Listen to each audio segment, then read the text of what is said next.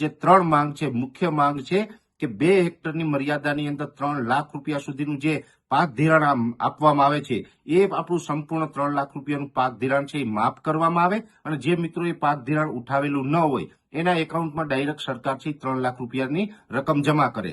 બીજી આપણી માગણી છે કે જે 2019નો પાક વીમો મંજૂર થયેલો હતો, કોર્ટના આદેશ પછી પણ આજ દિવસ સુધી સરકારે એ વીમો છે એ ખેડૂતોના એકાઉન્ટમાં નથી આપ્યો. એટલે કે 50% ખેડૂતના એકાઉન્ટમાં આવ્યો છે, 50% આજે પણ એ વીમાની રકમથી વંચિત છે.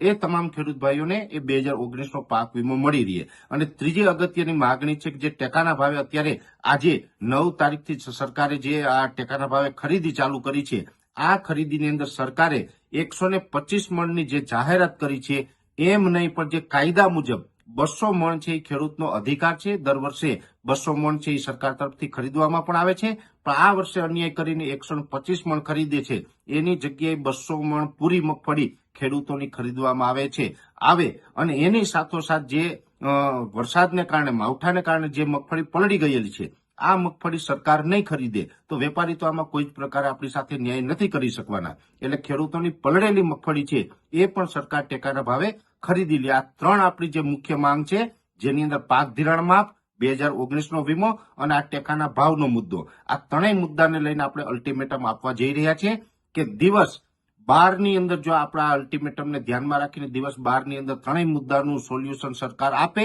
નહીતર આવનારા દિવસની અંદર અનજળનો ત્યાગ કરીને આપણે ઉપવાસ આંદોલન ઉપર જઈ રહ્યા છીએ.